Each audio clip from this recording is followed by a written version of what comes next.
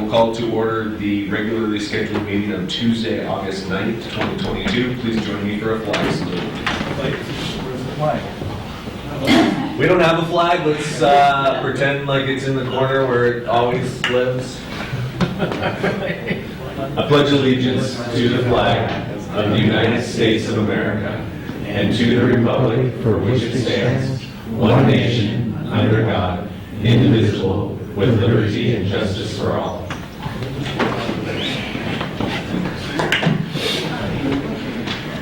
The Assembly of the City and Borough of Sitka would like to respectfully acknowledge the traditional First People of Sitka.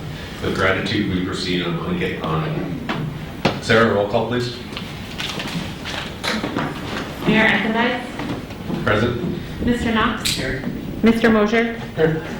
Mr. Christensen. Here. Ms. Duncan. Here. Ms. Himshoot. And Mr. Miller. Here. Any correspondence or agenda changes this evening?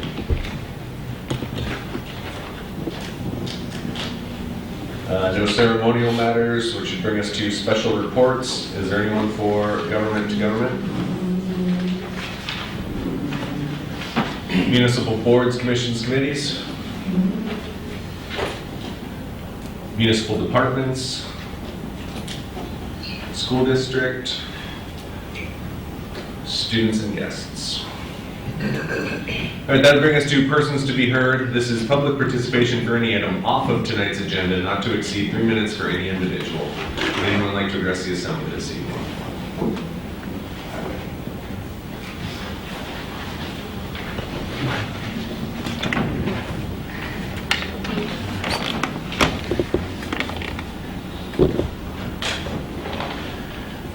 Mark Sitka. Ready, set, go. Okay. Say your name for the record, please. My name is Lance Yours, and I'd like to bring to the attention of the City Council that currently, because of our city charter, I believe it's called, that anybody who works for the City of Sitka is not allowed to run to be elected on the school board. And I was hoping that maybe somebody will take that cause up and address that. It would have to go to the vote of the people through the city councilman, is that how I'm told it has to go. So the City of Sitka is, I believe, the second largest employer of the people who live in our town. So it's just a large portion of the population that's not allowed to run for the school board. And I know I would run for the school board if I was allowed to. And I think that there's other people who work for the City of Sitka who may want to be interested in running at some point in their life to be on the school board, but they can't currently. So I think it'd be a quick vote for the people. I've talked to some people who are employed by the school district, and they don't really consider themselves city employees. I can't speak for them, but that's what I was told, by a teacher who told me that, they work as a teacher, but they don't really consider themselves as a city employee. So I was hoping that maybe somebody here, I think it takes 2 people actually, could do some looking into that and bring it to the vote of the people so that it would be okay for people who work for the City of Sitka to be on the school board. That's all I have. Thank you so much. Appreciate you. Thanks.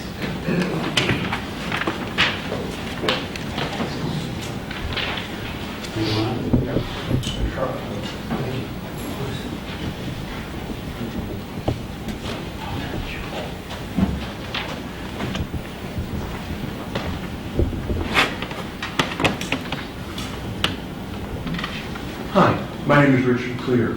I like cruising. I like talking to visitors who come off the ships. I like the business it brings to Sitka. I like the pedestrian-only Lincoln Street.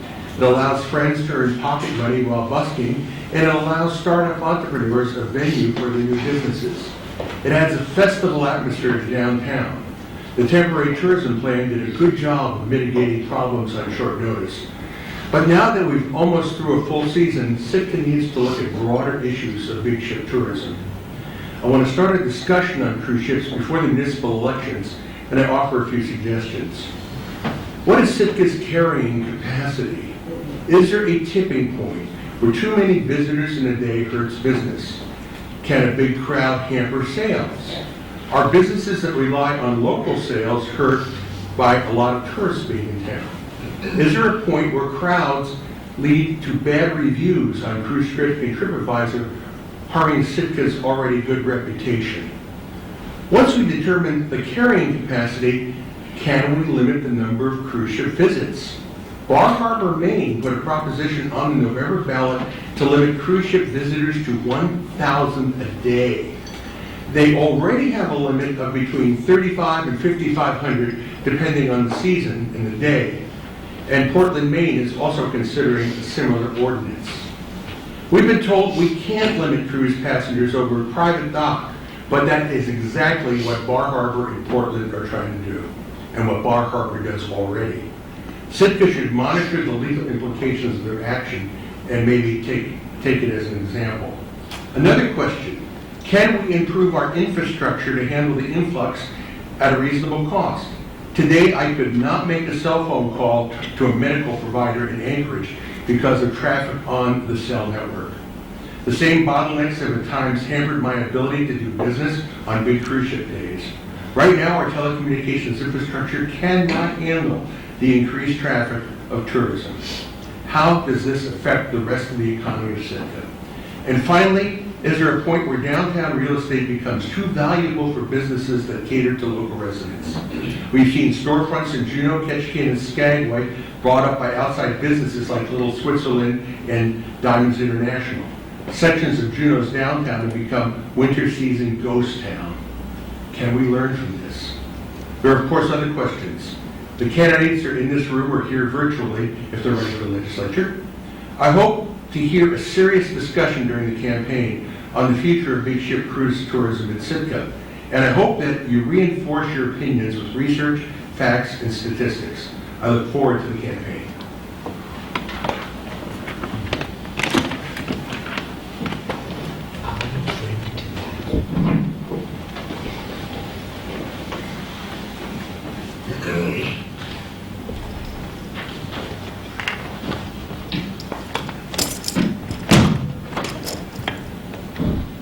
Ryan Herbert.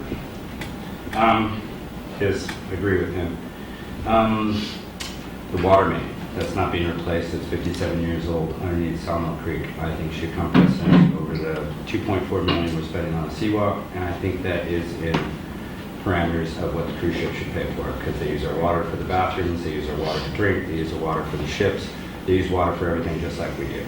That's not a restructure, that's a basic necessity for all of us. And I just think that should be something we tackle right now while it's being done, so a 20-year road doesn't get put on something that's going to break in 5. I've already seen the chunks coming off it because I do work on the road. Project patience, I think should be established. I think we should, thank you. But I think we should have project patience on the workflow.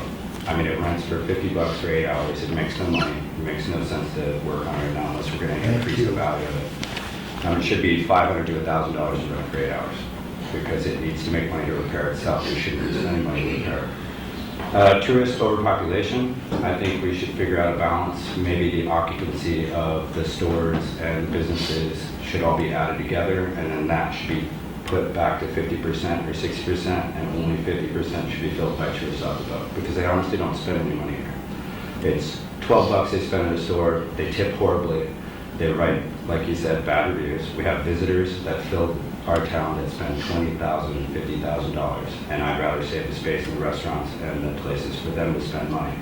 But right now, from the many I've talked to, they won't go downtown because of the tourists. So you're holding all the money away from downtown with allowing the cheap people to come here. Tariff on the infrastructure, I mean, if we can't get them to pay for infrastructure with the money they give us, then maybe when they get off the boat, each person pays $50 to get off the boat. That way, every person that steps off the boat puts money into this town. And then we take that money to put into infrastructure that they pay for. And $50 a person to get off the ship and come here is really not that much. Give them discounts for elderly, give them discounts for kids. Kids might be free, infants, stuff like that, but adults can afford $50 to visit our town. In fact, they should be. New tower for sale, like you said. Tuffy's already agreed to have one on his building, which is right in downtown. We should put up a new cell tower paid by the tour companies and stuff to put on for them. They should pay for it because they're the only ones that use it and stay off of our network. stay off our cell towers, stay off of our internet, and just build their own.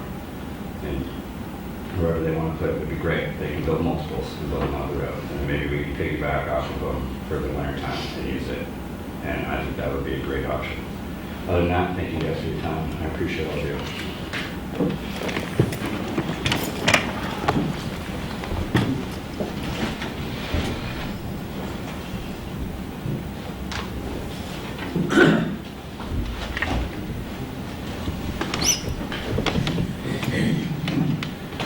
Good evening, Sitka. My name is Richard Weed. We live on an island that is completely dependent on fossil fuels for all our goods and services. And that's why economics is such an important issue, not only globally, nationally, state-wise, but also locally. And that's why this has to be part of the conversation. I thoroughly and completely and 100% agree with Rich McClear. We had spoken about this in the past, about considering getting a sweet spot to tourism here, and we needed to start smaller, but we've allowed, I'll say, outside forces and individuals to determine the future of Sitka, and I think that's a conversation that needs to be performed. One interesting thing is that we speak about supplemental appropriations, but speaking of tourism, but while walking in here tonight, I think we need to make an appropriation for supplemental oxygen. There were 7 buses which were lined up there, and 5 of them were running. So, I think this is what, at 6 o'clock? I think things need to be rethought. Good intentions pave the road to hell. A couple of things about economics. I'm sure you know about the Bureau of Labor Statistics, which recently came out with their productivity numbers. The second quarter, productivity in the United States was down 4.6%. Of interest, the first quarter was down 7.4%. And what happens is that the total unit labor cost is up 10.8%. And these things are just numbers, but in essence, it equals inflation, it hits the supply side, etc. And there's something that's very important that happens in Alaska which makes it so special. And that if you look at the Alaska Economic Trends, the August 2022 issue, you'll see a certain thing about, there are a number of important things that they say, but one thing is migration. And that Alaska is a very fluid state, people coming in and out. But the thing is that certainly in Southeast, with Southeast by the numbers, people are leaving. And people are in general leaving Alaska. Where that's important is that they broke this down by age. And so people who are young who come here generally don't stay very long. And what happens is, I see, for example, in Sitka, people come up here, get involved, wear extra tufts, vote, they mix up politics, and then leave. It's nice to develop a place where people are committed and live here. Thank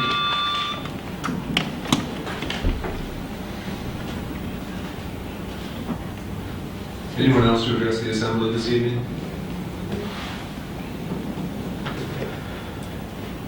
Seeing none, that'll bring us to consent agenda.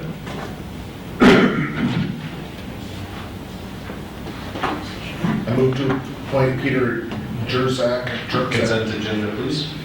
I move to approve the consent agenda consisting of item A,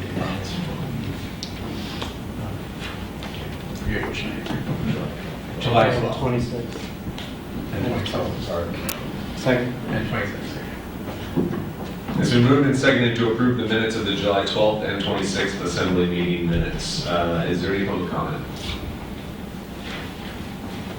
Sarah? We have a motion to approve the July 12th and July 26th Assembly minutes. Mayor Eisenberg? Yes? Mr. Miller? Yes. Mr. Christensen? Yes. Mr. Knox? Yes. Ms. Himshoot? Yes. Ms. Duncan? Yes. And Mr. Mosier? Yes. The motion passes 7-0 on item A. Board, commission, and committee appointments. Kevin, what have you been waiting for long? To appoint Peter Jertzak to a 3-year term on the Building Department Appeals Board and reappoint Tyler Green to a 3-year term on the Ports and Harbors Commission. Second. It's been moved and seconded to appoint and reappoint. Is there any public comment on the appointment and reappointment?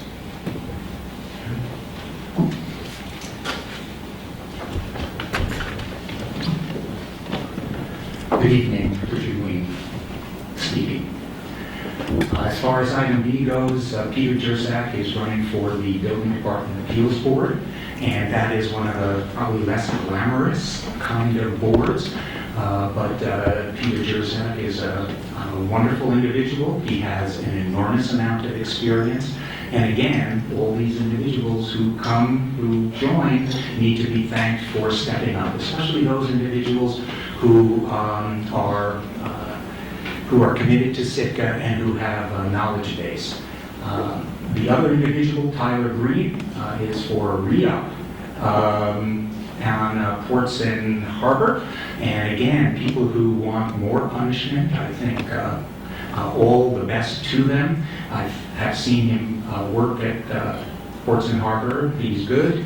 And he is a fisherman, commercial, 20 years.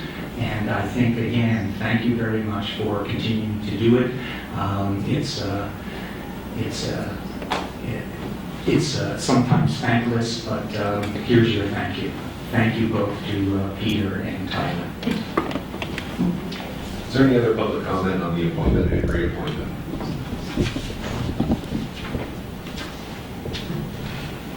Assembly discussion? Sarah? Okay, on the motion to appoint Pete Jerzak to a 3-year term on the Building Department Appeals Board and reappoint Tyler Green to a 3-year term on the Port and Harbors Commission, Mr. Knox? Yes. Ms. Duncan? Yes. Mayor Eisenbeis? Yes. Mr. Christensen? Yes. Mr. Miller? Yes. Ms. Himshoot? Yes. And Mr. Mosher? Yes. The motion passes 7-0 on item B. Bring us to unfinished business, item C, please. I move to approve ordinance 2022-17 on second and final reading, making supplemental appropriation for fiscal year 2023 to be critical prepare for scrapyard payment. Second.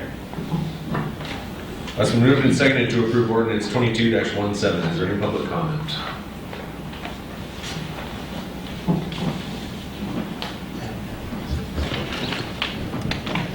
I'm Richard Wayne. I know sometimes second readings appear to get lost under the radar, but I think different people come here and different people probably listen to various meetings, and it's important to explain what's being voted for. It's the scrapyard baler, which was said, that was in the motion, but this is the baler that crushes down cars and so forth. It has an opportunity to make money for the city. On some good years, it's over $300,000. And what's happening to it, it's been in action for, I think, like 20 years, and evaluation states that it needs a new cylinder for its hydraulics, and that'll cost about $60,000. That's a short-term solution, but seemingly a good one to get things going. So the supplemental appropriation is a great idea, but of even more interest is that they have a sinking fund for this particular machine, and that the sinking fund has about $862,000 in it, which is about the approximate cost for a new baler. At the last meeting, I recommended, since it takes about 1 year once you put the order in, it's almost as fast as Amazon.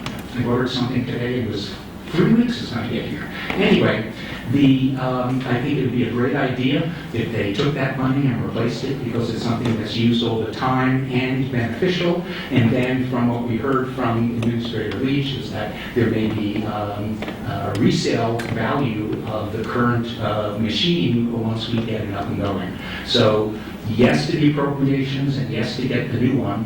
And again, watch Goldfinger if you want to see one of these things in action. Thank you.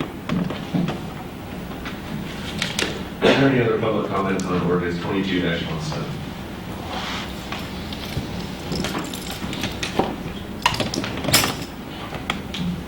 Ryan Herbert. Just to talk about Bailiff for a minute, is there an option of something we can just utilize for now, just to do that so we don't have to spend the money so radically when there's anything? Because I know we can crush that with bulldozers and backhoes and excavators, and we can rent those when we need them to crush what needs to be crushed rather than getting something that's critical so fast when there's mileage. Can be appropriate other things for now, because we do have huge excavators that can be rented for minimal cost on the weekend to crush everything, and then utilize that money for something we need and not do that now. And you might want to just use those from now on, because rental equipment is maintained by the company that you rent it from. In other words, we wouldn't have the cost and overhead of taking care of equipment ourselves, and you would cut out all the maintenance fees on that entire site if you just rent equipment once every 2 weeks or once a month to crush everything and then take it back. And people would get a chance to get operator hours that are important for building things here. People would get a chance to start building up their experience and hours on all kinds of equipment, and then we wouldn't have to maintain it anymore.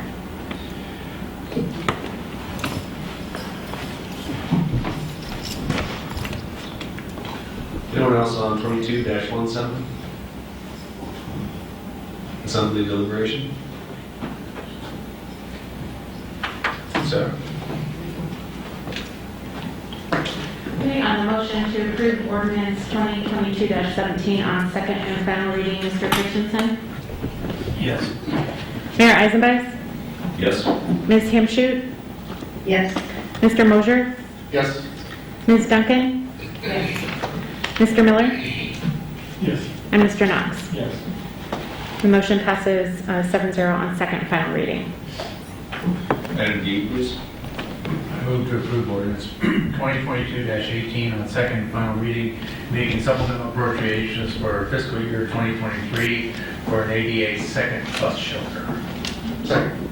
It's been moved and seconded to approve ordinance 22-18. Is there any public comment?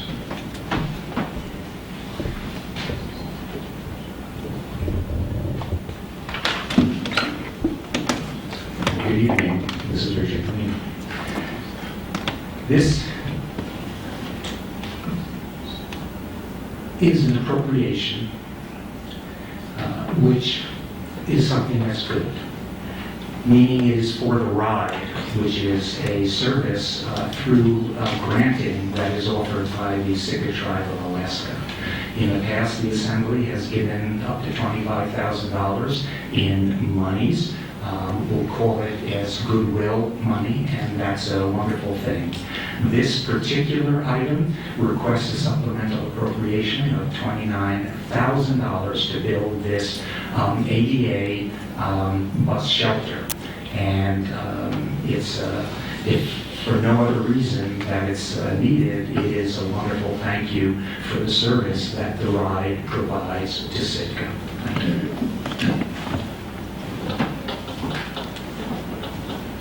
Is there any other public comment on 22-18? Assembly deliberation? John?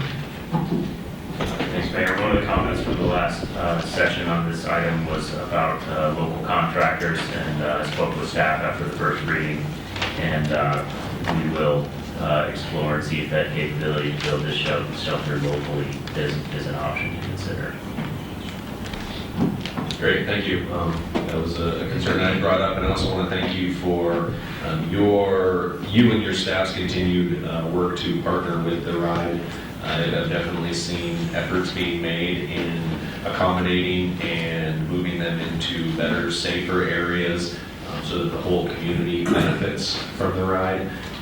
I appreciate your continued work on it, and I appreciate the partnership of the Assembly with the ride, not only monetarily, but with land and in this instance, some infrastructure. Sarah, on the 22-20.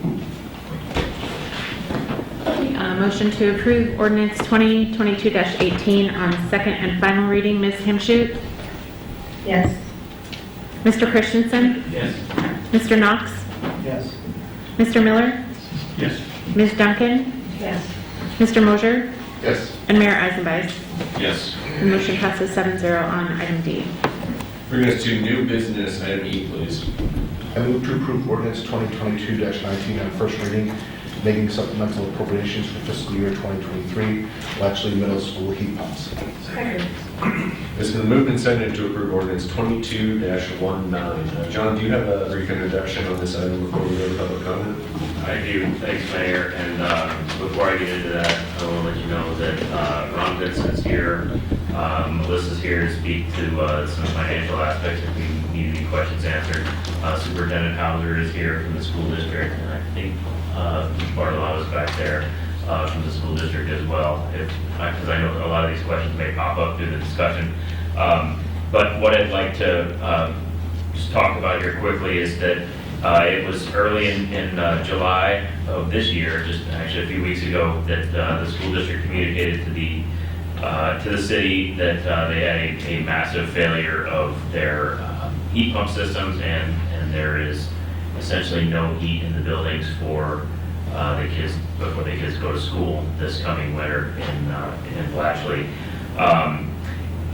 You know, I know there might be a lot of questions here on 100% exactly where all of the spending is going, but I would consider this kind of an emergency appropriation. So we are making our best estimates, we're doing our best analysis, and there's a lot of contingencies built in because we only know so much right now. And you'll see in the memo that I talk about any unspent funds will go back into the general fund.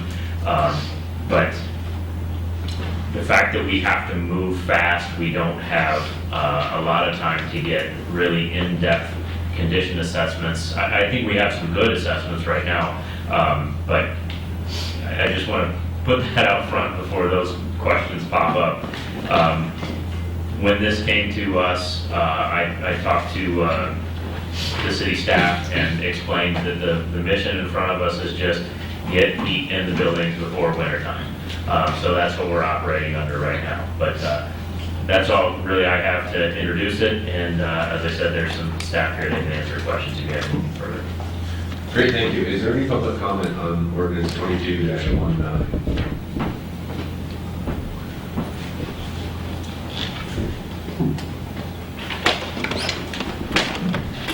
Good evening. This is Richard Green speaking. Clearly, you need heat, and it's something through the use of heat pumps, that's something that's very good. It's sorry that they had to have a failure. Just some information is that there are apparently 5 units within Blatchley, and the replacement costs for all of them are about $389,000.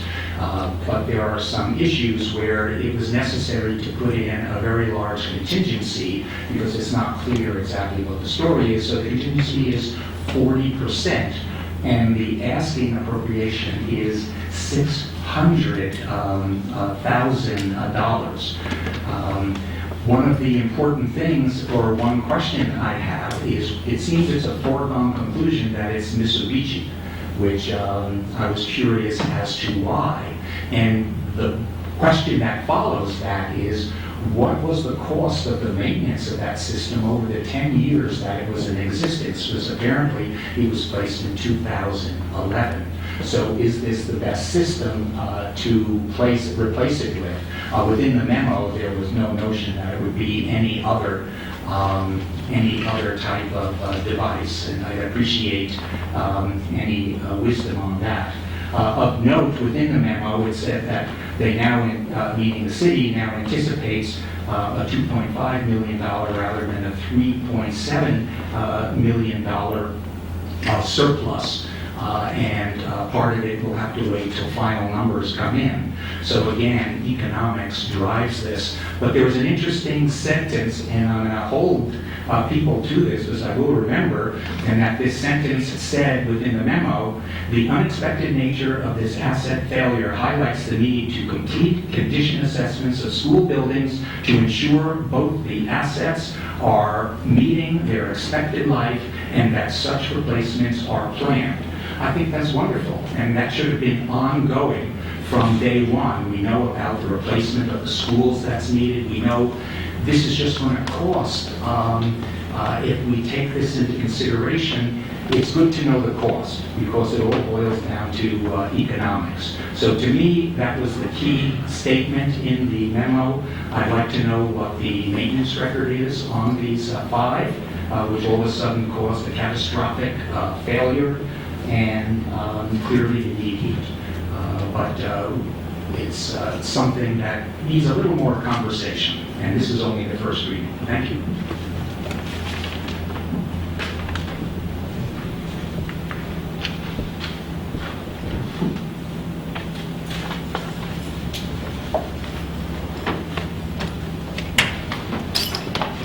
Ryan, make sure you speak right closer to the mic. I'm Ryan Herbert. I'll piggyback on what he was trying to say, what he was saying, which I think is correct. Looking at the new system to replace the old system would probably be better, because just like tools and everything else, it's the designers that make the things, not the product that we get. So getting the best equipment isn't necessarily the same company. Over time, companies change engineers, they change designers, they change everything around. So finding the best company based on the designers is what I think we should do with that. And when we replace those 4, and maybe even replace the 5th that just needs repairs, we should we should find a better system. I would even implore actually looking at new systems altogether, not even go back to pumps, and figure out something per room that's saving overhead like they're doing now, which conserves energy. Maybe going into something that uses a little bit more electricity, less other things, oil stuff, because we owe huge amounts of electricity bills because of our dam. And monetizing that into the cost would be paramount to help pay for it. And if we can itemize each room having their own system, just like houses have now, it'll be a lot more efficient. Those units are so much cheaper to replace. They operate so much better. The amount of money and the cost to repair should be looked at before we buy the equipment to figure out how much it's going to cost to repair the new units that we're going to get. Aftermarket parts are always better than preliminary parts because design implications are never finalized. Everything is put out on the market these days in our consumer-driven world to where aftermarket parts are necessary. And aftermarket just means that a designer that loves that item has redesigned that part to work more efficiently and longer time. It's the same with my truck. I don't replace the ball joints with standard ball joints. I replace it with commercial grade ball joints because I know I'll never wear them out.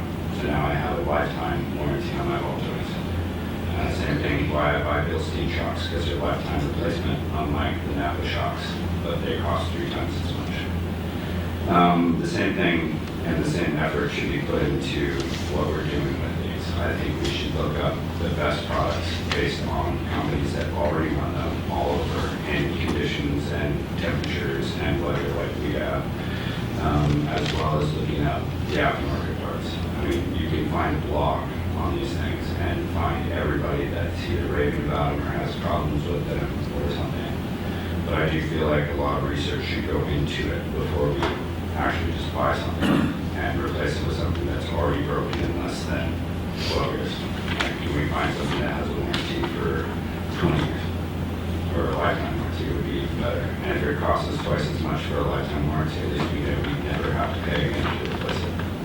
That's the same reason why I didn't put a little pump in my downstairs apartment. I paid $3,000 for a sump pump that goes in the ground. So the lifetime warranty, I'll make sure I never have to mess with my septic again.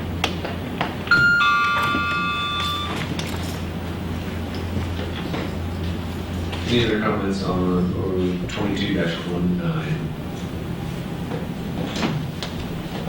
Back to the assembly for deliberation. Kevin? I'd love to hear from district staff about, not necessarily about the actual failure, but just about the equipment.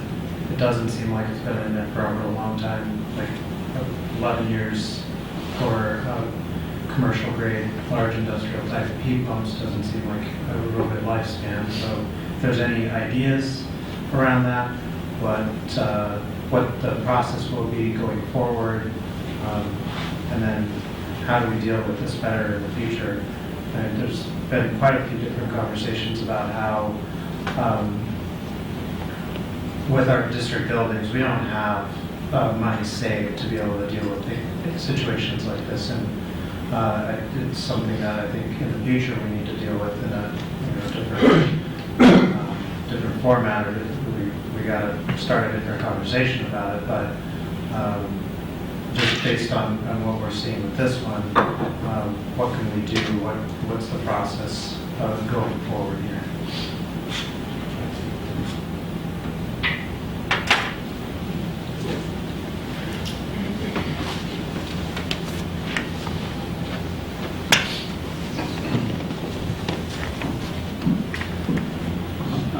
Superintendent, I'm actually going to let Mike Bartolata speak to that, and if there's other questions. Mike Bartolata, Maintenance Director, Sitka School District. So talking with the contractor that we had, our second contractor to look at these units, his kind of prognosis of the units themselves is that they were poorly designed. This particular unit, this particular commercial unit in the last 9 years has gone through 4 redesigns. The reason for this failure is that the units themselves were mounted directly on the slab. The coils for the units run the entire height of the unit, so it goes from slab to the top of the unit themselves, and the drain pans have no heaters. So all the condensate that accumulates in cold weather just creates ice around the coils, and that is what caused it to fail. There's no amount of preventative maintenance, according to this contractor, that would have alleviated this failure. It was, when it was installed, it was a fairly new technology, and they learned quite a bit. The new unit, we have installed a new unit at Pacific High due to similar. Due to a similar failure. The new unit is installed 12 inches above the ground, and the coils on the unit themselves are 2 feet higher to allow that condensate to drain off. I don't know if that answered your question. That does. So are we going to pursue with Mitsubishi some sort of return on the cost that this is costing our city just because of the poor design? Is there a warranty that can be pursued here, or other recourse? I don't believe there is. Mr. Leach or Mr. Hauser may have a little more information on that. The units, at least talking with Mitsubishi representatives who were here to do a startup at Pacific High, these units, or at least the one that we replaced, had a service life of about 12 to 16 years. And we got, the one at Pacific, I think we got 9 out of, last year was a little bit more.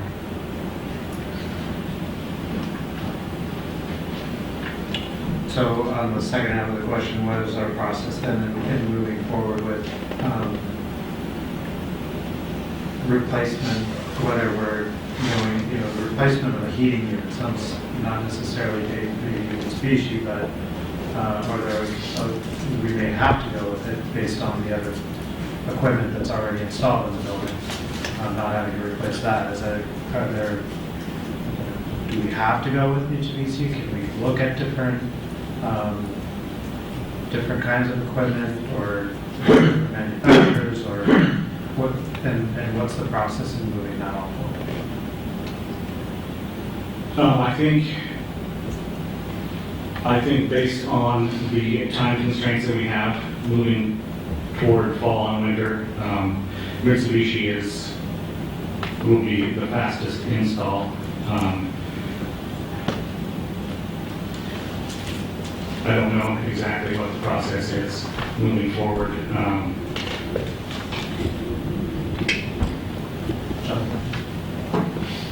I'll try to answer a couple questions here, and Ron, I may call finish with some help here in a minute too. But first question was about pursuing something with Mitsubishi.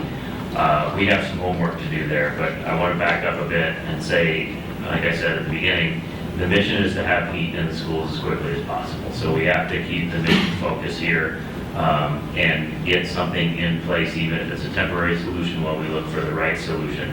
But Mr. Bartolavo was correct in saying that, and the contractors have verified this, that without doing substantial modifications to the building or connecting old systems, the quickest way is to go with the Mitsubishi route and get, is it another 7-year warranty if we go with what we're doing? So we get the 7-year warranty out of that. That gives us some breathing room.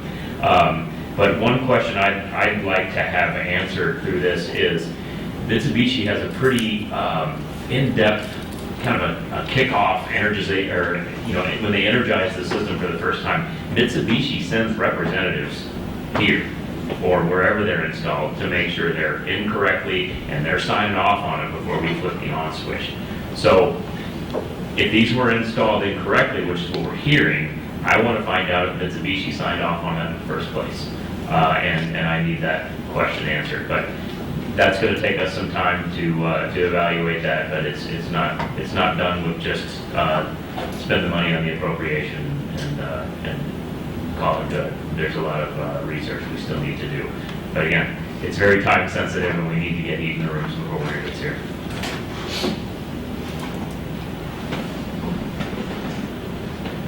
Are there other questions with presenters before we? Actually, no more. Rebecca has a second. Rebecca?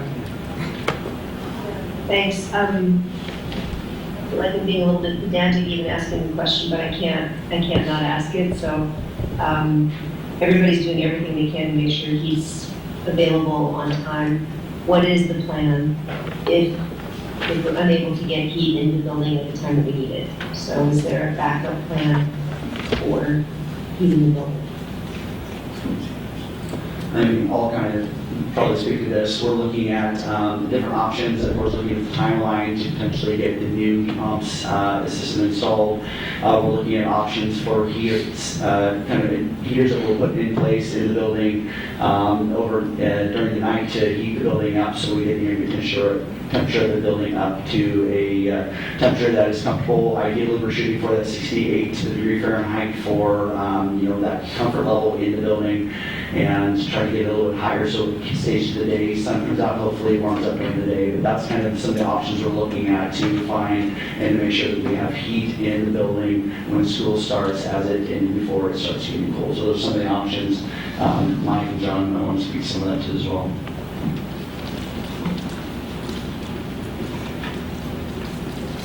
So you talk about space heaters, like as a backup? Oh, yes, as a backup.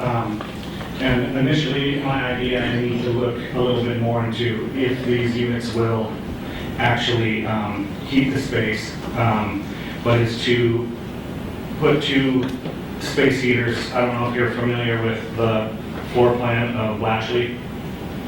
It's kind of basically the corridors are in a square, and if we can put them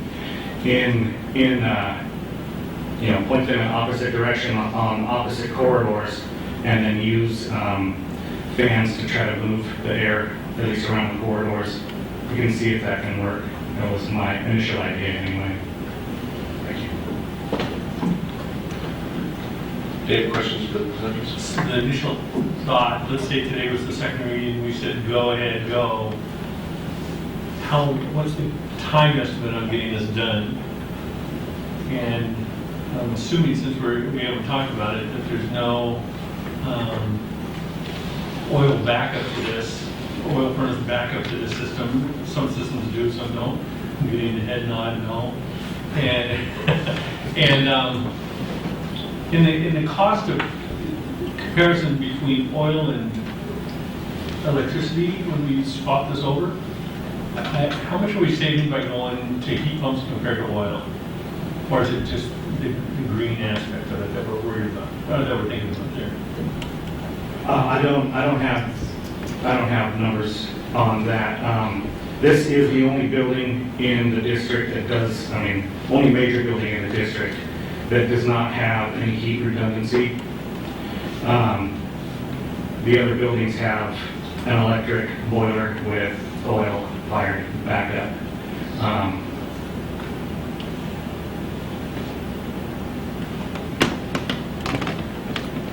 Sorry, I lost my train of thought. Was Don't ask me to repeat.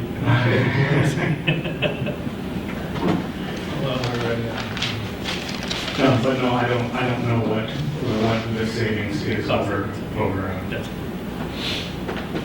Great, I do have one question for you while you're in the hot seat there. Can you talk to me about some safeguards that you'll be putting in place to ensure that this doesn't happen again in the future?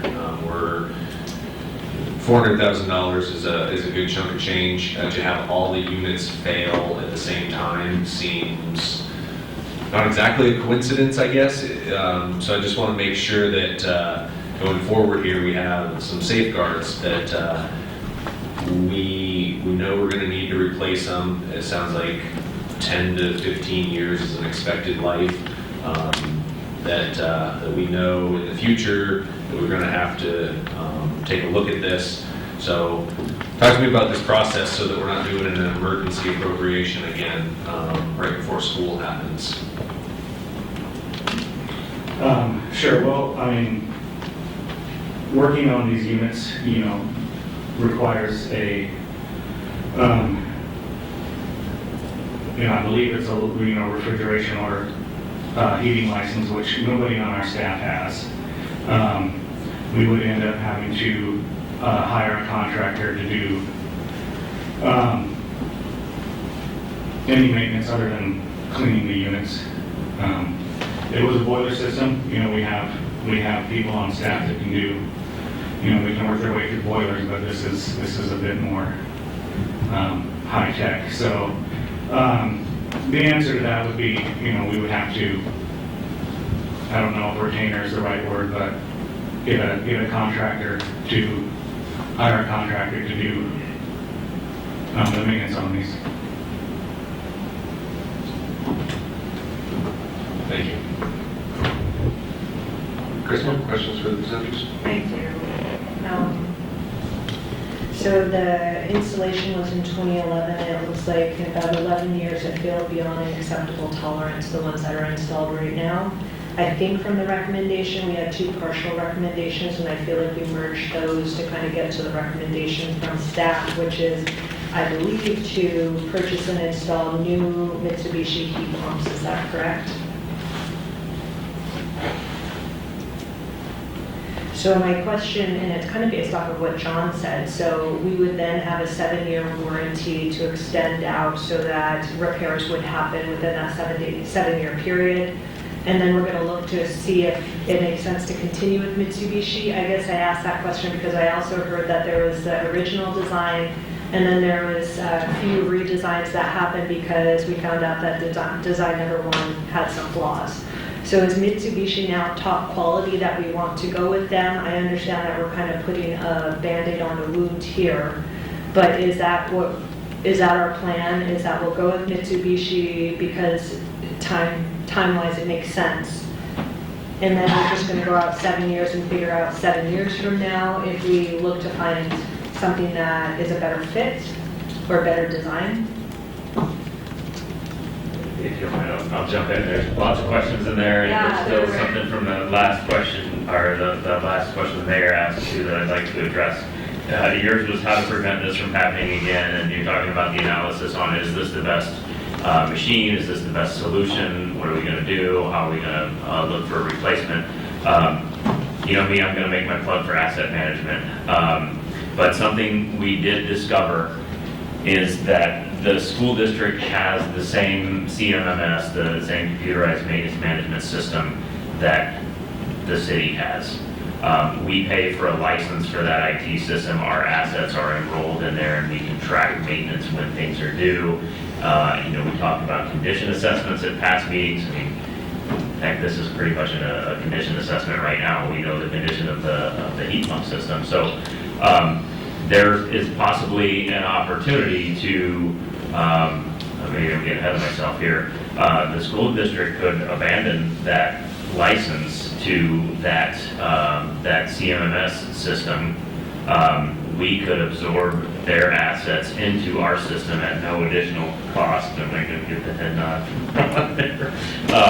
But we pull their assets in, and as we learn these things, then we know the continual condition of these assets, and we can start to make these risk-based decisions like you see in this memo here. Every time something like this comes up, we do our preventative maintenance. We can see across all the departments what maintenance is being done on what cycle.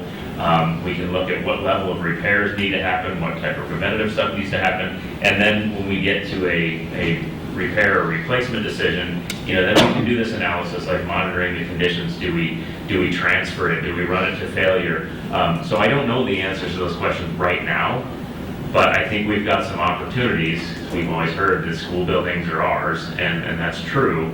But if we are going to run into situations like this, I'd really like to see what's out there, how they're working, and what is the remaining life on everything, and how we can extend that as much as possible.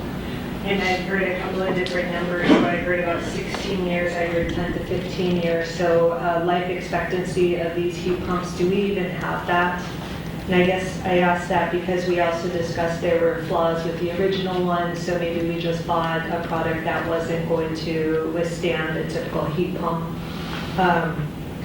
But actually 11 years would be right within that 10 to 15 window, so maybe we should have anticipated the design. Do we know if we purchase and replace these Mitsubishi heat pumps, what the life expectancy would be on that? I couldn't tell you right off the top of my head. As I said, we're still doing a lot of homework on this one. I don't know if it's in the memo or not, but we did find that the systems may not have been the right systems for Southeast Alaska because of the temperature range they're supposed to operate within. We had many days that were colder than the conditions that the Mitsubishi systems were supposed to operate within.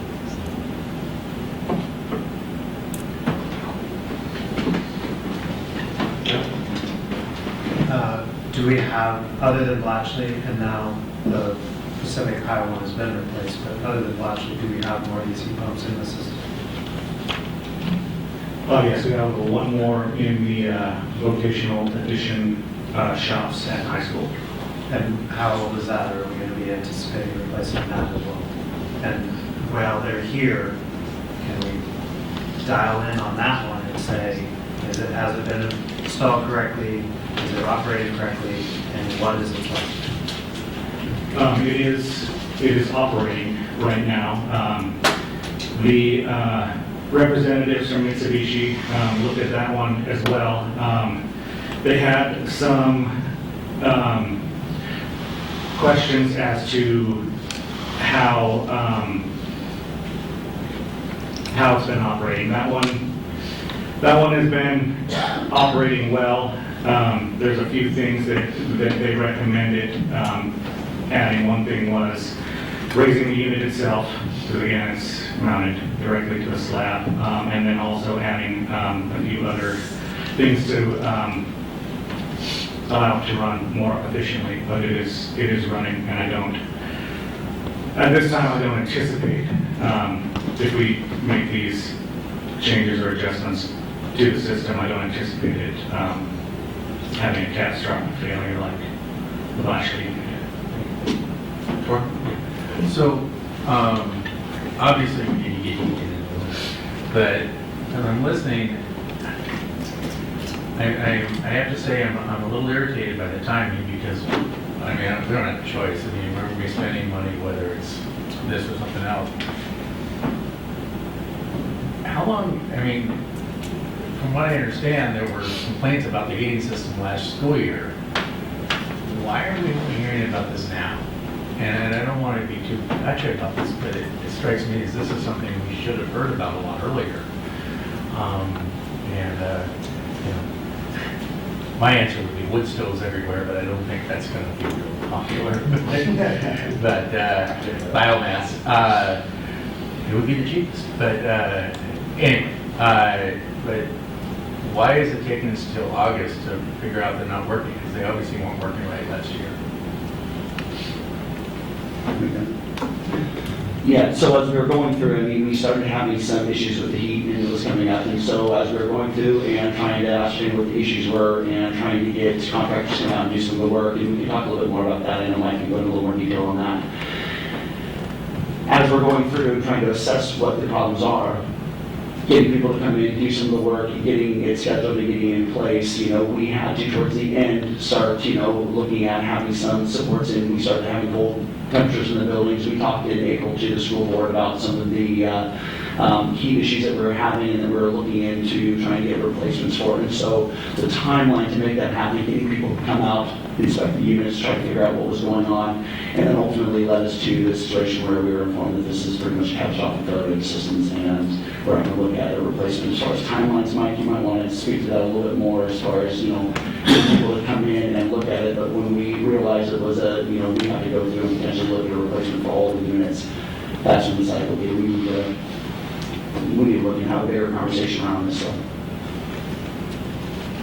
Yeah, that's correct. I mean, yeah, on this particular unit, we got our first work order on it in November, I believe, and I couldn't get a contractor to look at it until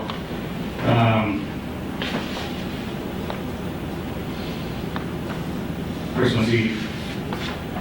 He came and looked at it. He said he thought he knew what the problem was, and it was he was going to order a part. In February, that part arrived, and it did not fix the issue. After that, I could not get a hold of him. He would not answer my phone calls. And then in March, we finally found a contractor who could come and look at it, and he was able to figure out that it was an enormous problem. And then in April, we brought it in front of the school board.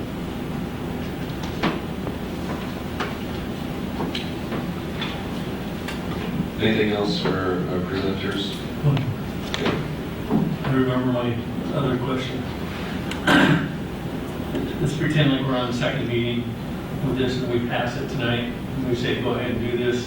And we know it's sort of a rush thing to get heat in the building. When would all this start? When would we start, you know, parts getting here, heaters put in, heat flowing, kids wearing t-shirts to school?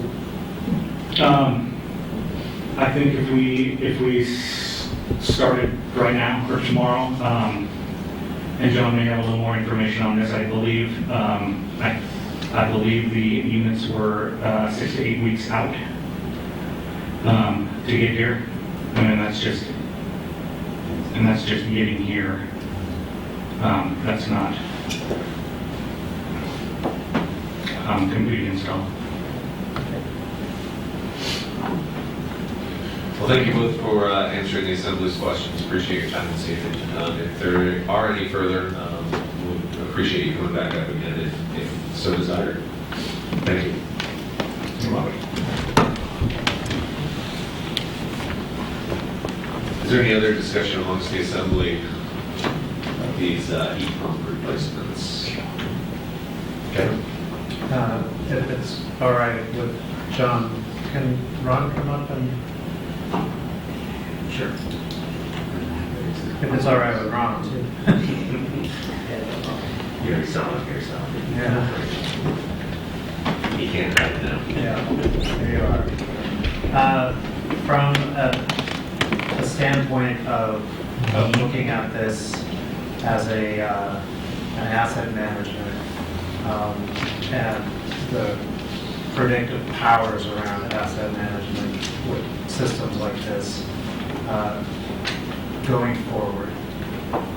Are we looking at better protection so that we don't have emergencies like this with the information that you are gathering and the data that you were able to put together? Because having an emergency situation where we're having to put heat into a building as we come up on school, I suppose 2 weeks away, this unit is 6 to 8 at best. We still have 2.5, 3 weeks until we meet again before we can even approve this.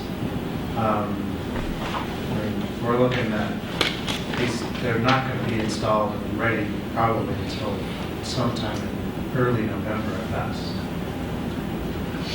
Yeah, I think your timeline's about accurate there. So yes, condition assessment, as John described, gives a good indication as to the estimated remaining life of whatever asset you're monitoring. It is technically one of the techniques that was listed in the assessment. It would fall under monitoring. Yeah, I mean, I think that's something we need to invest everywhere across the city, look at our most critical assets, and invest in condition assessment. I remember a month or so ago when I came and did the presentation here in the special report, one of the questions that popped up was, how do you plan for events like the trail failure that happened this last year?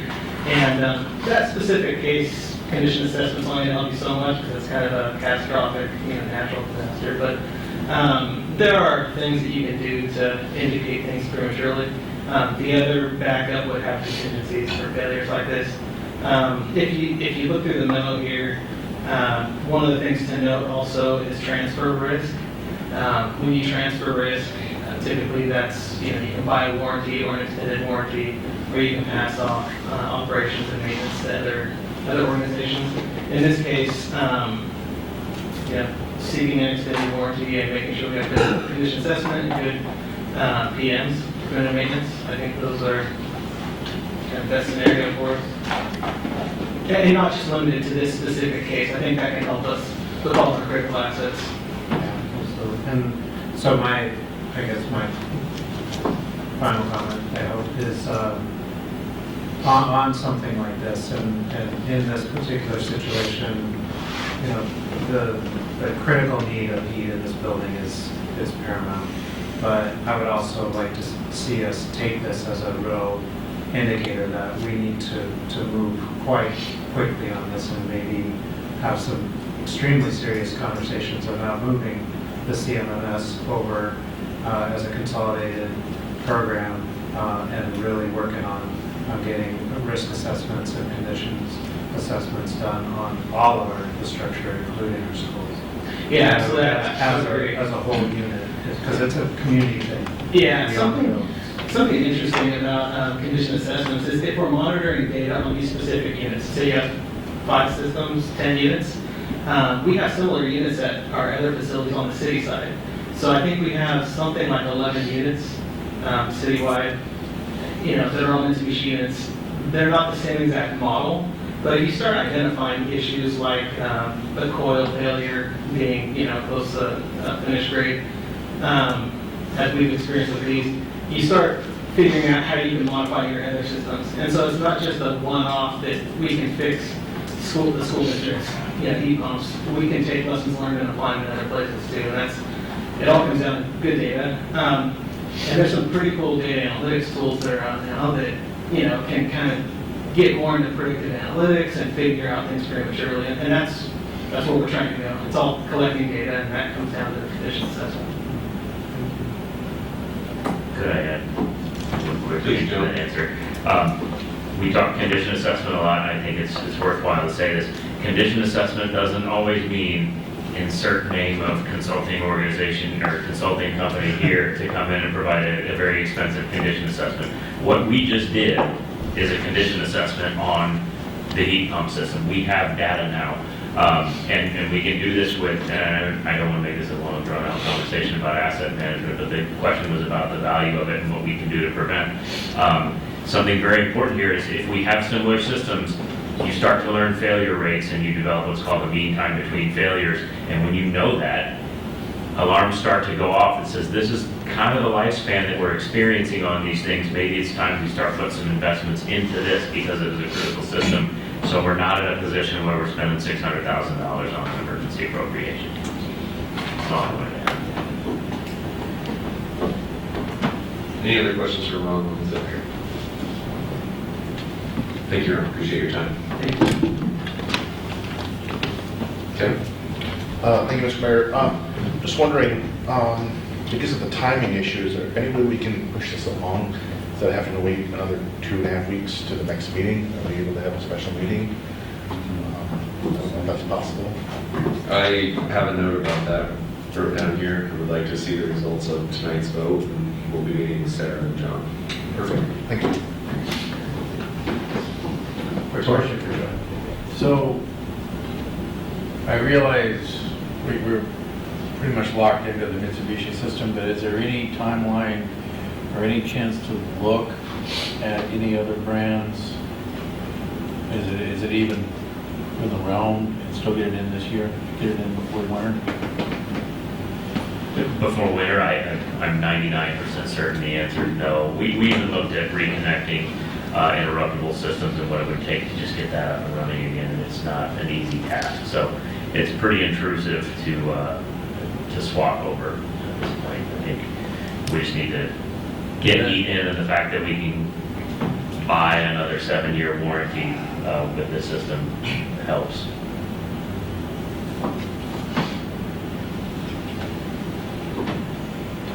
John, I just want to take a minute to talk about a couple things on there. Number one, I just hope that this kind of rude awakening, this awakening, gives us a chance to clarify our relationship with the school district regarding repairs and maintenance on buildings and how we can continue to work together in harmony and in a way that reduces costs for both parties. I think it was interesting to note that we're both paying for a license on a system that we might not need to. So it's one example of building that relationship between the school district and municipality on and getting to the point of reducing redundancies, saving costs, and ensuring a top quality product at the end of the day. I'd also like to call attention to a sentence in the fiscal note about the unexpected nature of the asset failure and the need to complete condition assessments. I think that's been pushed, that's been talked about by assemblies for quite some time. I think the need to replace the school buildings is known, but no one's actually put their foot down and said we're going to do this. So I'm hoping that this is also a wake-up call to the assembly that issues like this are evident with our schools. I hope that they're not. I hope that this isn't going to continue. But I have a feeling that our school buildings are they're getting to nearing the end of their useful life without a major rehab, and we need to get ahead of that at this point, or else we're going to be 10 years too late on it. So John, in your free time, if you wouldn't mind taking up that one as well, it'd be much appreciated. In conjunction with school staff as well. Lean on them because they can help this process along.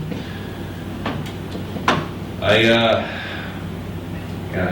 would agree that we have no choice at this point except to go with Mitsubishi and spend this money. I think it's the best, quickest, cheapest fix. But I hope we do we use our 7-year grace period in order to completely take a look. One of the questions I would ask is, why is this the only building without redundant heat? I don't necessarily like that idea.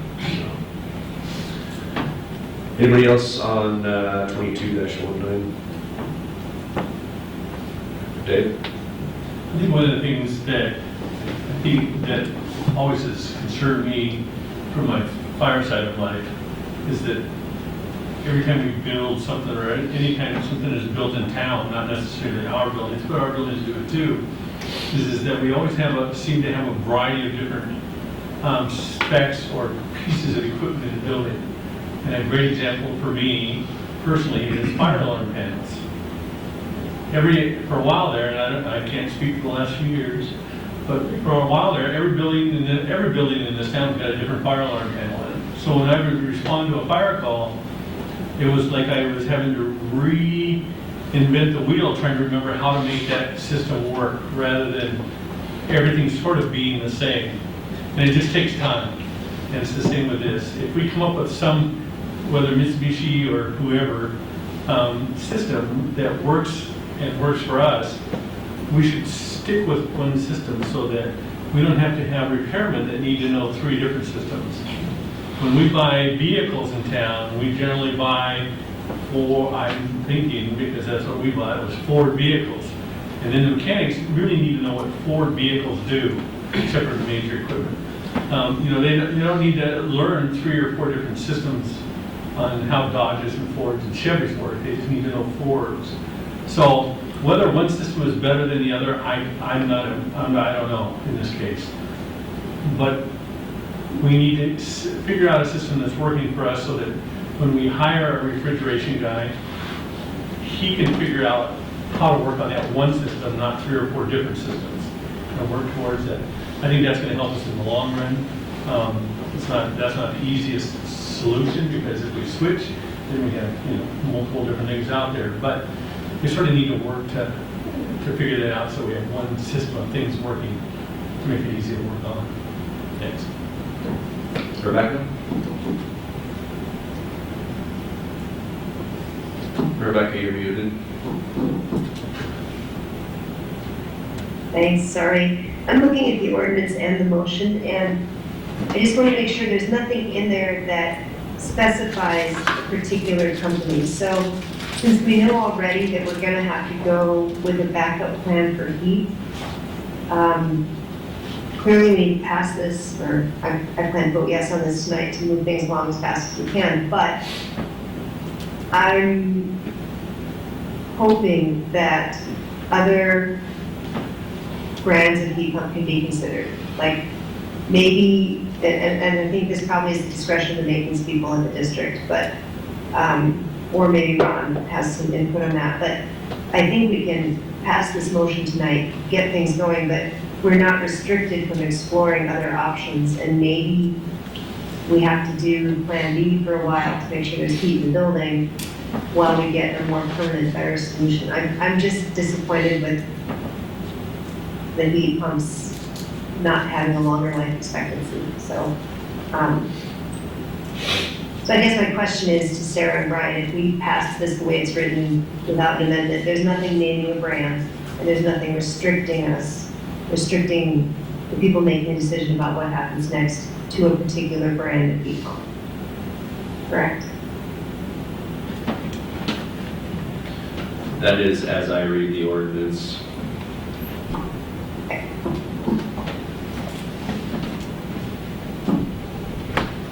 Final thoughts from the assembly? Sarah, on the motion? Okay, on the motion to approve ordinance 2022-19 on first reading, Mr. Miller? Yes. Mr. Mosier? Yes. Mayor Eisenbeis? Yes. Ms. Duncan? Yes. Ms. Himshoot? Yes. Mr. Christensen? Yes.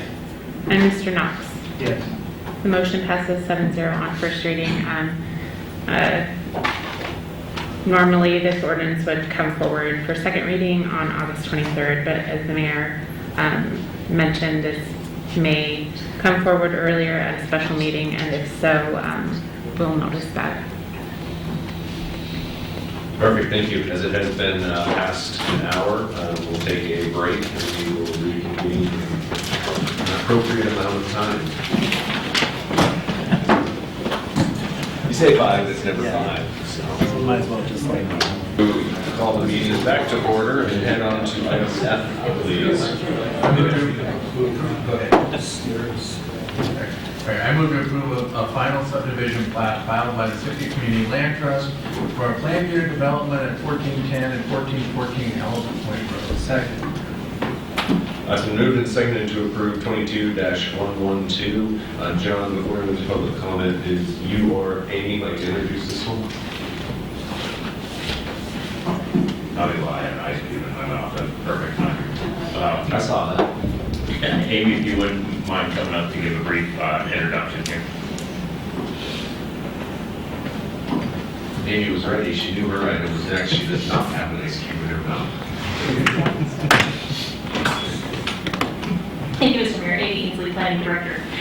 So this portion of what was referred to in town as sort of the old city shops area was part of the original plan when the land trust approached the city back in 2015. And Randy, yeah, 2015. And essentially, the idea was to kind of phase the development. So the first parcel, which is at 1306, which is currently under development, was granted at that time in 2015 with the intent to transfer the remaining parcels immediately to the north there for a second phase of development once the first phase was completed. So that conversation took place here at the Assembly last fall in about September, and the Assembly voted to grant the remaining land in this area to the Trust. So in the last year, the Trust has been working on developing a major subdivision plan or planned unit development, and I'm happy to provide any information that you might have or provide any information or questions you might have about the planned unit development process in specifics. But in general terms, it's a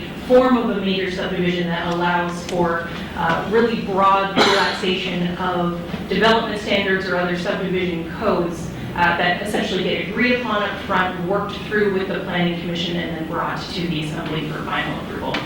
There have been a few different reviews of these plans. A conceptual plan was presented to both the Planning Commission and the Assembly when we were having the discussion around the land disposal. And then since that time, there have been 3 reviews of the Planning Commission: a conceptual plat, a preliminary plat, and a final plat. All of those reviews, I think, from my observations, went really well. I think we had a really productive conversation at the commission level about appropriate relaxations in code. And just kind of the overall land use plan that's inherent in the PUD design. Again, just the last little detail to leave those of you who might be interested with, the resulting planned unit development results in an additional 7 lots for single-family home development. There's 1 lot that is on the larger side, which will be the site of a future multifamily development. The exact plans for that are still kind of being worked out, but it does set aside that land. And it makes use of a lot of open space on the remainder of the lot, given landslide history in that area, to leave an appropriate amount of space and not develop within that space, but to use it for other sort of neighborhood amenities such as boat parking or community. Some areas that might have some community green space and that kind of thing. And then there's a small boundary line adjustment as well in the northwest corner of that lot as well. Those are the kind of overall main things that plat achieves. Great, thank you. If the Assembly does have questions, we'll call you back up. Appreciate it. Is there any public comment on 22-112?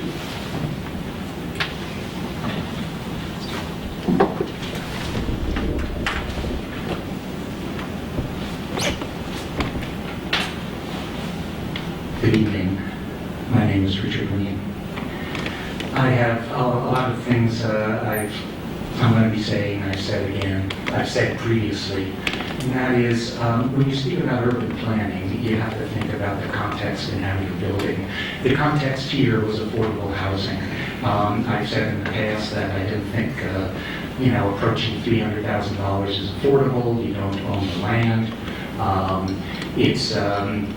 And what it is detached housing. And in dealing in urban planning, I don't think that is where the current thinking is. The people are moving away from detached single-family homes. And I think that the city shops, if we were dealing with affordable housing, we could have designed something a lot better and utilized it a lot better. And again, with the migration studies that I have read for Alaska, these are going to be things that people are going to be moving in and out of. And I think it would give greater utility to the demographic that comes here. That being said, there are 7 or 5 lovely little places, and 2 will be continue. That's a foregone conclusion. What the city earns from that is 6 mills, and they estimate approximately $1,500 per house, or $10,000 for that one grouping. I have to tell you, if you're dealing with the financial cost, as my grandmother would say, that's bupkas.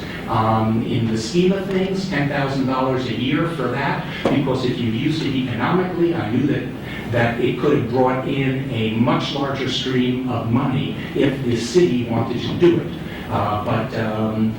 But they didn't, and they chose to do this. This other area, I know it's been through 20 different things, and everything has gone through, but I still think they could have utilized that space better and have designed it with modern design, which would give a higher density of people and living, as opposed again to detached housing.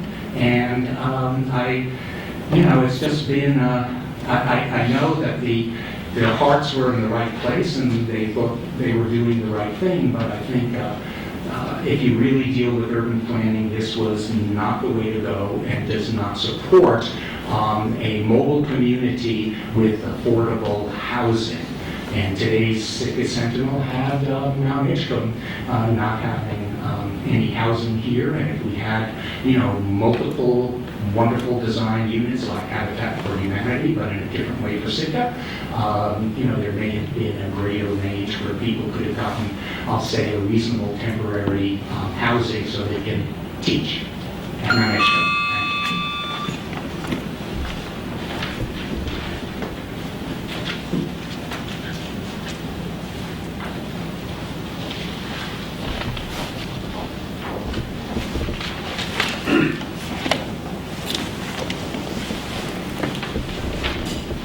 I'm Carol Boyson, and I live in Sitka. Good evening. I'm speaking in support of the Sitka Community Land Trust subdivision plat for a planned unit development on Halibut Point Road. I think that you should know what brings me to support this nonprofit request. My professional experience and personal values led me to the Sitka nonprofit. I retired from teaching at Southern Oregon University after 20 years of teaching ethical thinking for the 21st century. In addition to this, I'm a retired deacon in the United Methodist Church with a doctorate in systematic theology. Upon arriving in Sitka and doing some touring of the town, my friends proudly pointed out the homes being built by the community land trusts that are affordable. I thought, oh my gosh, this community is thinking and acting in some really good ways. In Ashland, Oregon, where I served for 8 years on their assembly, we struggled to get bare bones affordable land trusts going. I must say that seeing this accomplishment in Sitka impresses me. To see a community land trust actually work to provide affordable home ownership in a community half the size of the one I came from, I think is a remarkable statement about Sitka. To me, it says you care about those who live here by providing an opportunity to live affordably in Sitka, to also ensure a diversity of folks who can live here while safeguarding the land. A community land trust, as we all know, is an innovative model that has flourished for over 40 years. The trust must acquire land, which is one of the most expensive parts of the project. Here's where I thank you, members of the Assembly, for providing the land for these homes. Without the Assembly, this project wouldn't have gotten off the ground. Thank you. As the newest board member of the Community Land Trust, I want to say that the leadership of the Land Trust is in very capable hands with Mim McConnell and Randy Huey. I'll move on so that they can address the Assembly. However, I want each of you, each Assembly member, I want to thank you for your time and energy and dedication to the community that you serve. Thank you.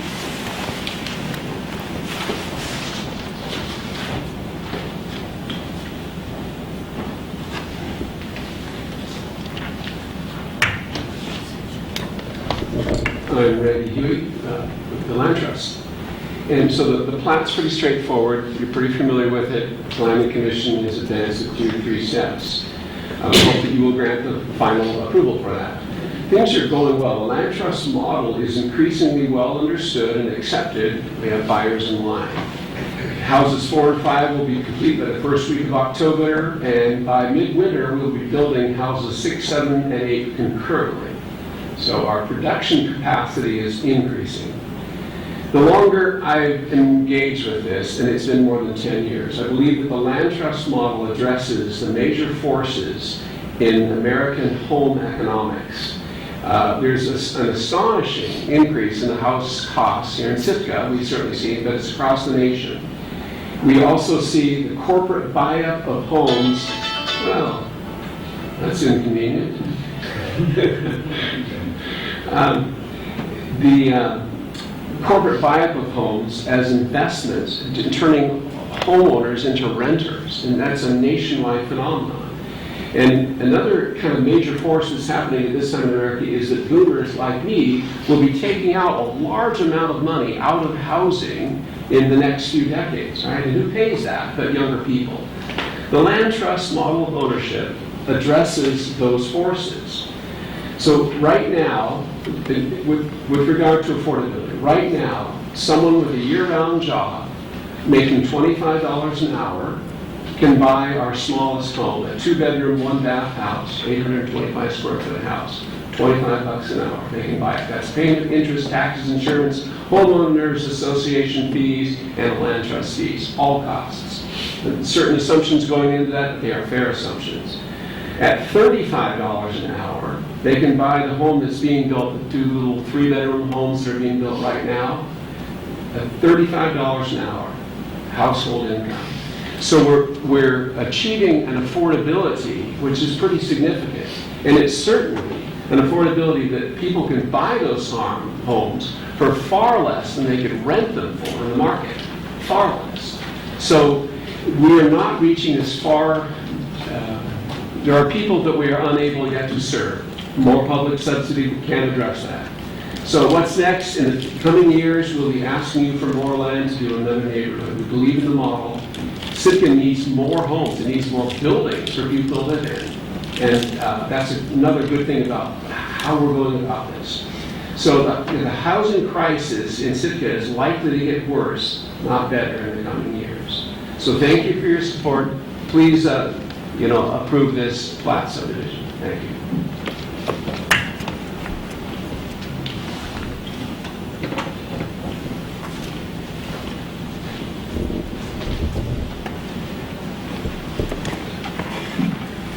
Good evening, Jim McConnell. It's always so strange to be in this position. Thank you, all of you, for your time and service, and some of you for long time encouragement and support for the community land trust model. I wanted to encourage you to vote in favor of this planning and development. We're really excited about it. We have people interested in getting a place built on this other neighborhood. And so I also wanted to give you a little bit of an update of what is happening statewide.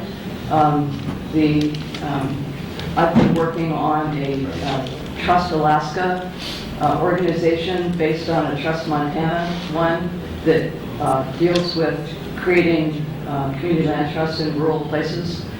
And the reason why I've been involved in that is because I have been contacted personally by a number of communities in Alaska saying, we've heard about your community land trust. We want to know how to do it. How can we get one started in our community? And there's been so much interest in that I've gotten help from the Northwest Community Land Trust Coalition, of which I'm on their board. They've been very helpful in getting something like this going in Alaska.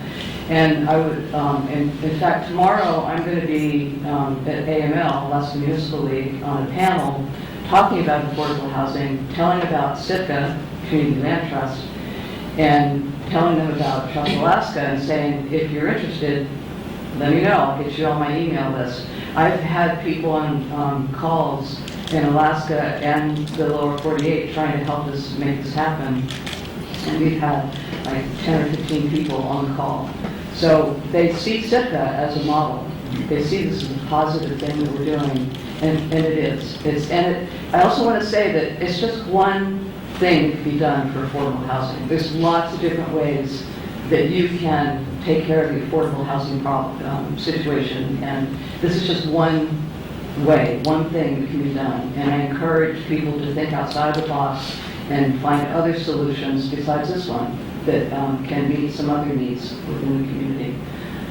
And I think that's all I have. And then Randy and I, of course, are available for any questions that you might have about the ordinance before you. Thank you.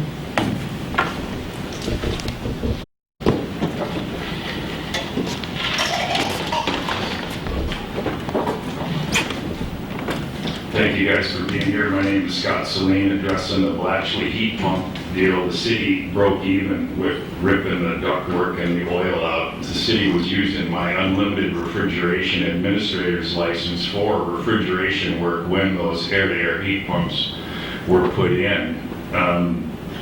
It's Mitsubishi wants you guys to be happy with it. Search went to Daikin, and when heat pumps first came out of Asia, they shipped with refrigerant in them. That's how several people were able to install heat pumps that people got online. There's a lot to the whole heat pump deal, but rest assured that the error at Blatchley is not an error to contractors. They were bought as total consumer items. They are the perfect consumer items with a time life, and they don't work good when it gets cold out, is part of the deal, but it works good when it's 40 and 100% humidity. You know, the thing at Blatchley, there was a lot of issues with mold in the ductwork, and so that's one reason why it got changed out. Just rest assured that Mitsubishi wants it to work out for you guys, so you got no choice. It's the total consumer item. Be a lot different if the city would have been absorbing heat from the sea, but that wasn't really how it was going. You don't have to be a refrigeration guy to put in an air-to-air heat pump. You could send the guy from Mike's crew to their technical, maybe not as an end user, because they're trying to protect the salesman, sales engineers that continually come in and monitor and plug in with diagnostics, and so it's nothing like the city cold storage where you bought a lemon and added to it for decades. So I want to thank you guys for being here.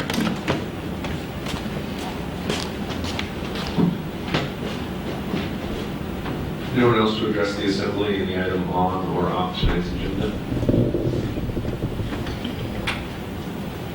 Seeing none, that'll bring us to reports. My only report tonight is that I will be attending the AML conference starting tomorrow here in town. As assembly members did get notice, there's a community reception tomorrow night at 6 Odessa Theater. If assembly members are able to come. John. Thanks, Mayor. I will also be at the conference for the next 3 days, but at least the first day I will be in the Alaska Municipal Management Association meetings. As you'll be in the Conference of Mayors meeting. Open finance, I've talked about that before, and the dashboard for transparency. It's been a hard time getting here, but I'll just say I got kind of fed up with the contractor and reached out and let them know the amount of time that we've been waiting on this. And to their credit, they put us as a pretty high priority, and in a matter of days, we've got a first draft of what that dashboard is going to look like. And now we're at the stage where we're just cleaning up the data to make sure it displays correctly. And I'm pretty excited about it. So once that's up and running, I'll let everybody know, and it'll be right there on the front page of our website. And you can start drilling down into pretty much any sort of financial data you want to know about the city. It'll have our revenues, it'll have our expenditures, and it'll show real-time, almost real-time spending with the names of every single business that every single person goes to. So that'll be out there soon.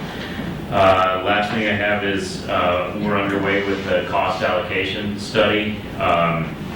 And I just have an interesting statistic to put out here. I talked about in the cruise season how we have a town of 8,500 that on some days or we have the support services in place for a town of 8,500, then on some days, double our population. And that same support staff needs to support that town of really 15,000, 16,000 at that point. So since July 12th, the fire department has started tracking the very much increased number of calls they've been getting this year. We had a record year last year, but it's gone way up this year too. And not to get into the exact numbers here, but since July 12th, 40% of our EMS and fire calls have been for cruise passengers and visitors. So, I mean, we're looking at almost half of what our fire department is spending their time on now is for visitors, and that's great. That's fine, but that's why that cost allocation study is going to help. We've always been afraid to touch any of those CPV funds because of whether or not we can tie it to the tourists. Well, we're doing that work to tie it to the tourists or the cruise passengers, and hopefully we'll be successful here, because I know our folks are working hard to welcome those visitors, just like the residents are working hard to welcome those visitors. Thank you, Brendan. No report, thank you. Liaison representatives. Okay. Parks and Rec met today. Reports from staff about the Seawalk extension project has been, there's a slight delay on that going on, but they're still looking at that project happening. The Crescent Harbor playground equipment that was recently removed because of some failures. The merry-go-round spinning apparatus thing is being replaced under warranty, so that should be coming back to us soon for all of those who love to get dizzy.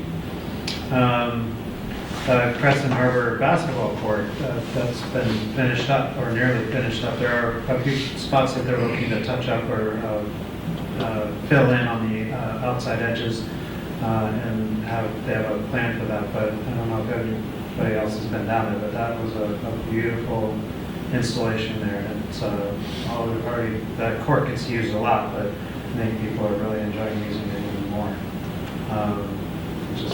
It looks fabulous. And it actually kind of shores up some of the traction and tread on it too, so that's kind of cool. Sitka Trail Works reported about some of their upcoming and other projects that they've been doing. They had a summer program for youth modeled after the old SCORE program that community schools used to run, and had some great success with it, and they actually now have full funding to run that program in 2023 over the whole summer, so they're very excited about that. And they're working very soon on the Salmon Lake Trail improvements. Their cross trail connector is still awaiting funding from one grant proposal to the Denali Commission, which they're anxious about because it was supposed to already been announced, but there's some delay in the announcements there. And then also the Drought Trail Plan and improvements for the study they did is coming out this fall. They approved a couple of special use permits, one for a kayak service in and around the islands and other places around Sitka for visitors, but also community members alike. They had all kinds of people asking that are local residents that wanted to be able to use their services, so that's kind of exciting. And then one over at Bear Knob Warm Springs for a high-end tour group. And then they had a discussion about community gardens and food security, which was an interesting one, good one. Any other liaison representatives? Sarah? Okay, I'll run through our list of vacancies on our boards and commissions. We have the Animal Hearing Board, Health Needs and Human Services, Library Commission, Parks and Rec, Port and Harbors, and Tree and Landscape. If folks are interested, they can contact our office and we'll walk them through that process. Our candidate filing for the municipal election closed on last Friday, August 5th at 5 p.m. We're in the process of getting candidate information out on our website. There are a number of options for people to vote in municipal election, folks can vote by mail. They can contact our office for a request form. They can vote in person, absentee, and that begins September 19th.